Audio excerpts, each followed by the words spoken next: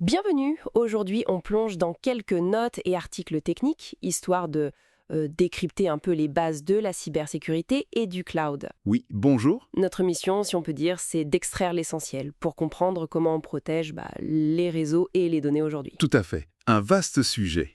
Commençons par les fondations dans le cloud.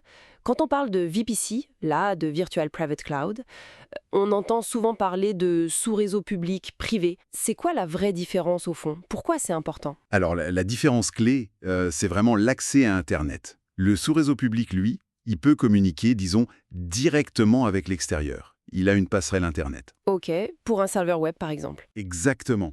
Alors que le sous-réseau privé, il est isolé d'Internet. C'est là qu'on met les choses sensibles, les bases de données typiquement. Pour les protéger donc. Voilà.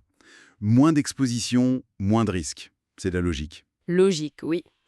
Mais alors, si cette base de données privée a besoin, je ne sais pas, de contacter un service spécifique d'AWS comme S3 pour du stockage ou DynamoDB, mais sans passer par l'Internet public, on fait comment? Ah, très bonne question. C'est là qu'intervient ce qu'on appelle le Gateway Endpoint. Gateway Endpoint. Oui.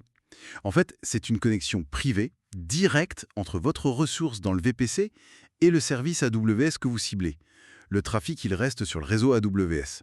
Il sort pas. Ah, d'accord. C'est comme un tunnel sécurisé, mais interne au fournisseur cloud, en quelque sorte. C'est un peu l'idée, oui. Plus sûr et souvent plus rapide aussi, moins de latence. Trop les plans de données dans un équipement réseau, ça veut dire quoi concrètement? C'est assez simple en fait. Imaginez le plan de contrôle, c'est le cerveau. C'est lui qui prend les décisions. Où envoyer le trafic, mettre à jour les routes, etc. D'accord, la partie intelligente. C'est ça. Et le plan de données, ce sont les muscles, si on veut. Il exécute. Il prend les paquets de données et les fait suivre très vite, selon les règles définies par le cerveau. L'un réfléchit, l'autre agit. Une séparation des tâches fondamentale, comme la redondance, j'imagine. Avoir des systèmes en double, ça paraît évident, mais c'est central dans le cloud, non? Ah, mais complètement. La redondance, c'est la clé de voûte. Des serveurs dupliqués, des données répliquées, des connexions réseau multiples. Comme le nick teaming. Exactement. Le nick teaming ou agrégation de liens. On regroupe plusieurs cartes réseau physiques en une seule logique. C'est la garantie que si un élément tombe en panne, eh bien un autre prend le relais. C'est ça la haute disponibilité. Ok, donc on bâtit une infrastructure solide, redondante, mais les menaces, elles évoluent sans cesse. Parlons un peu de ces fameuses failles Zero Day. Qu'est-ce qui les rend si dangereuses? Une zero day, le problème, c'est que c'est une vulnérabilité qui est déjà exploitée par des attaquants avant que le fournisseur, le développeur du logiciel, soit au courant. Avant même qu'il y ait un correctif, un patch? Précisément. Donc on se défend contre une attaque qu'on ne connaît pas encore officiellement, sans solution immédiate. C'est vraiment le cauchemar pour les équipes de sécurité. Et ça explique le succès d'attaques comme SolarWinds, dont on a beaucoup parlé, où le code malveillant passait par des mises à jour logicielles. Exactement. SolarWinds a bien montré ce risque lié à la chaîne d'approvisionnement logiciel. Mais ça a aussi rappelé un autre grand classique, Lequel? les configurations par défaut. Trop souvent, on déploie des équipements, des logiciels, avec les réglages de base. Et ces réglages, ils ne sont pas toujours sécurisés. Genre, les mots de passe admin, Ah oui, la porte ouverte. c'est ça. C'est connu de tous les attaquants, c'est facile à exploiter. Et au-delà de ces attaques, disons, sophistiquées, il y a aussi des risques plus quotidiens liés aux utilisateurs, non? Je pense au fait d'installer des applications un peu n'importe comment, ou au vol de sessions. Tout à fait. Le sideloading, par exemple. Installer des applications en dehors des stores officiels, sur son téléphone Android notamment. Mhm. Ça contourne les contrôles de sécurité et ça peut laisser entrer des malwares. Et puis, il y a le cookie hijacking, le vol des cookies de session. Ça permet quoi, ça? Ça permet à un attaquant de se faire passer pour un utilisateur déjà connecté sur un site web, par exemple, sans avoir besoin de voler le mot de passe. Il usurpe juste la session active. Très concret comme risque. Ok. Face à tout ça, quels sont les grands principes de défense?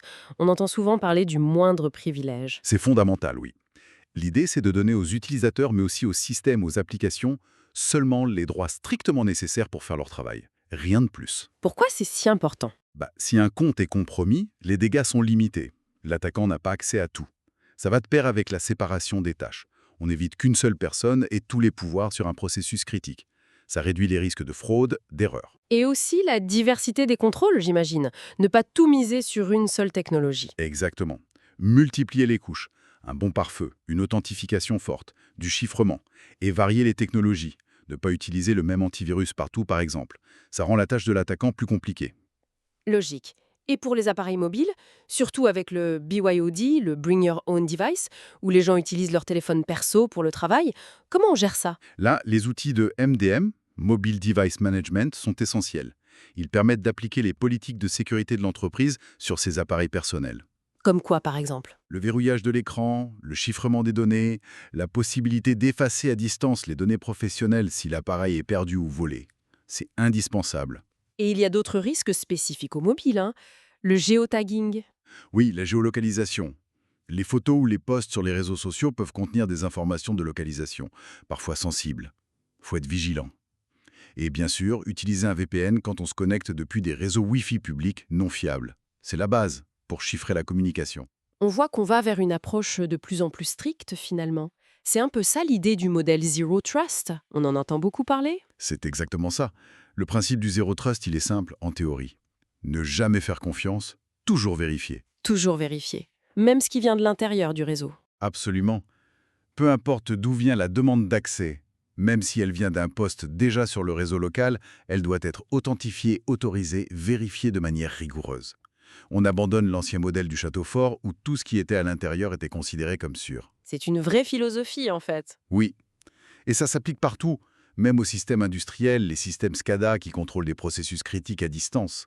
Zéro confiance par défaut. Donc, si on résume un peu, la défense moderne, c'est vraiment multicouche, hein. Bien segmenter son réseau, dans le cloud, public-privé, diversifier ses défenses, appliquer ce fameux moindre privilège. Oui, et se méfier des configurations par défaut. Bien gérer les terminaux, mobiles ou pas. Et surtout, adopter cette posture de méfiance systématique avec le Zero Trust. Tout à fait. Et il ne faut pas oublier la conformité légale. Des règlements comme le RGPD en Europe, ça impose des contraintes très fortes sur la protection des données personnelles. Ah oui, l'aspect légal. Et ça influence des choix techniques importants. Par exemple, où est-ce qu'on héberge les données dans le cloud? La localisation des serveurs, c'est un enjeu légal majeur aujourd'hui. C'est vrai. Bon, une dernière petite réflexion pour la route. L'IA, l'intelligence artificielle et le machine learning, on les voit arriver en force dans la détection des menaces.